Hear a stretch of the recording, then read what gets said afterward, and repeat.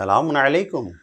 سورہ بقرہ کی 51ویں آیت قدم بقدم تفسیر میں بڑھتے ہوئے ملاحظہ فرمائیں۔ بسم اللہ الرحمن الرحیم وَإِذْ وَاعَدْنَا مُوسَىٰ 40 لَيْلَةً ثُمَّ اتَّخَذْتُمُ الْعِجْلَ مِن بَعْدِهِ وَأَنْتُمْ ظَالِمُونَ۔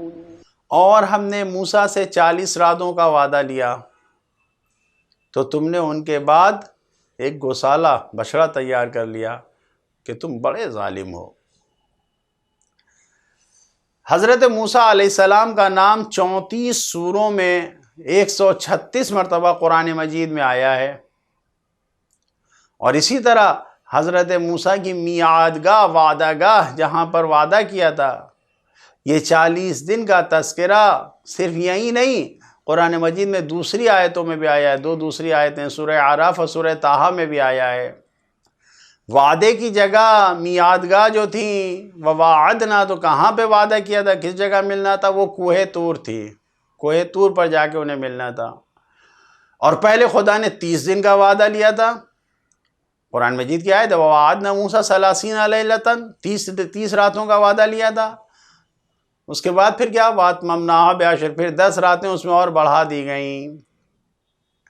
وعدہ گاہ پر پہنچ کے 10 شب کا اس میں اضافہ کر دیا گیا، اور یہ 10 دن کا اضافہ اس لیے کیا گیا تھا کہ 30 دن کی محنت و مشقت کا نتیجہ اس 10 دن میں توریت کو حاصل کرنے میں، تحمل کرنے میں، لینے میں وہ وقفہ دیا گیا، وہ سب کچھ دیا گیا انہیں، یعنی 30 سے 40 دن جو کیا گیا وہ توریت کو لینے کے لیے۔ اور یہاں پر ادھر کیا ہوا؟ بنی اسرائیل نے اس زمانے میں جن کے پاس جناب ہارون جیسا موسیٰ کا وسیع اور ان کا بہترین لائق رہبر اور لیڈر موجود تھا، اس کے باوجود انہوں نے اللہ کی ساری نعمتوں کو، اس کے تمام الطاف و جتنے بھی کرم تھے، فضل تھے، وہ سب کو بھلاتے ہوئے سب کو بھلا دیا اور گوسالہ پرستی کی طرف چلے گئے اور سونے کا مجسمہ بنایا۔ اور جس کو سامری جیسے بہترین اس زمانے کا سب سے بہترین فنکار تھا، وہ مجسمہ بنانے میں آرٹ تھا اس کا، اس سامری نے اتنا بہترین اور اتنا خوبصورت سونے کا مجسمہ بنایا کہ یہ سب کے سب جناب موسیٰ کے نہ ہونے کا فائدہ اٹھا کر یہ سب کو گمراہ کیا اس نے، سامری نے، یہ سب کے سب بت پرستی کی طرف چلے گئے، شرک کی طرف چلے گئے۔ قرآن مجید کی آیتوں سے یہ نتیجہ سامنے آتا ہے کہ اس 30 سے 40 دن کے کوہ طور پر جانے، وعدہ گاہ پر پہنچنے میں 3 اہم مسئلوں کا خیال کیا گیا ہے یہاں پر۔ یہ جو 30 اور سے 40 دن، جو 40 دن وہاں پر رہے ہیں جناب موسیٰ، اس میں 3 اہم چیزیں سامنے آئی ہیں۔ نمبر 1، توریت کو حاصل کرنا۔ توریت جیسی عظیم خدا کی کتاب اسی میعاد گاہ میں ملی ہے۔ نمبر 2، جناب ہارون جیسے باصلاحیت شخصیت کی رہبری، خلافت کا اعلان کرنا اسی دنوں میں ہوا ہے، جناب ہارون کی خلافت اور جانشینی کا اعلان۔ اور تیسرا مسئلہ بنی اسرائیل کا امتحان لینا تھا، اتنی ساری نعمتیں، اب اس کے بعد بھی تم خدا پہ ایمان رکھتے ہو یا نہیں؟ تو بنی اسرائیل کا امتحان لینا تھا۔ بنی اسرائیل توحید کی تبلیغ بھلا کر کیسے مشرک بن گئے؟ یہ گوسالہ اور بچڑا پوجنے لگے، کیسے؟ بنی اسرائیل کیسے مشرک بن گئے؟ کچھ باتیں جو اشارتاً ایک ایک کر کے یہاں پہ بیان کر رہا ہوں۔ جناب موسیٰ جیسا رہبر سامنے نہیں تھا، ان کا نہ ہونا ہی سبب بن گیا کہ وہ شرک کی طرف چلے گئے۔ دوسری طرف، دوسری بات، سامری جیسا فنکار موجود تھا جس نے بہترین آرٹ کے ذریعے بہت بہترین گوسالہ بنایا تھا۔ تیسری طرف، سونے چاندی اور زیور کا استعمال کرنا خود اس میں ایک جاذبیت ہے، کھچاؤ ہے، اٹریکشن ہے، اس کی طرف سب چلے گئے۔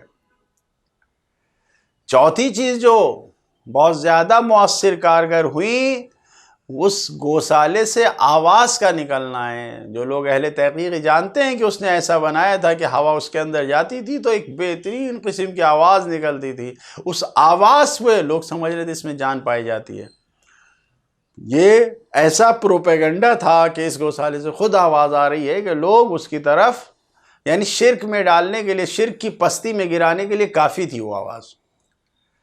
لوگ سادہ فہم، پانچویں مسئلہ جو ہے یہاں پر کیا ہے، سادہ فہم زبان، عوام جو بالکل سادہ زبان تھے، سادہ فہم تھے، یہ بہت جلدی ہر چیز کا یقین کر لینے والے تھے، لہٰذا انہوں نے سامری کی ان سازشوں کا یقین کر لیا۔ اس آیت میں پیغامات کیا مل رہے ہیں ہمیں؟ یہ 51ویں آیت میں کیا پیغامات مل رہے ہیں؟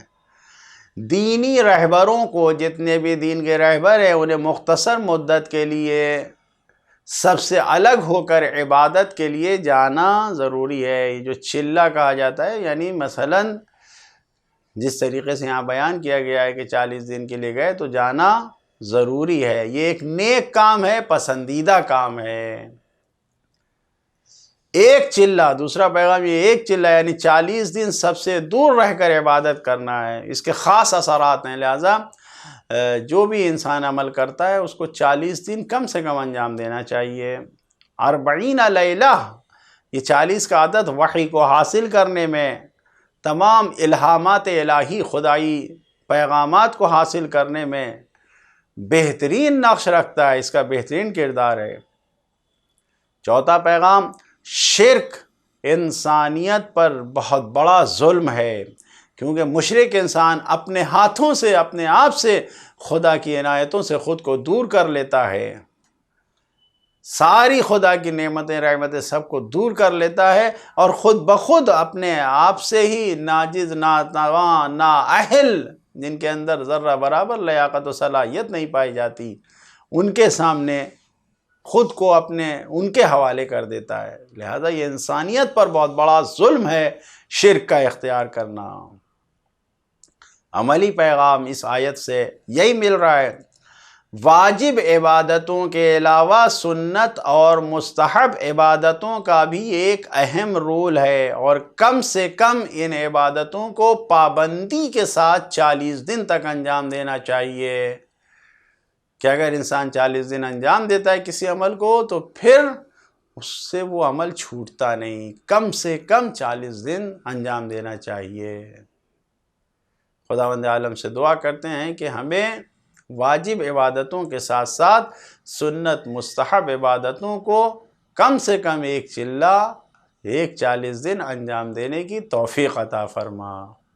والسلام علیکم ورحمۃ اللہ وبرکاتہ۔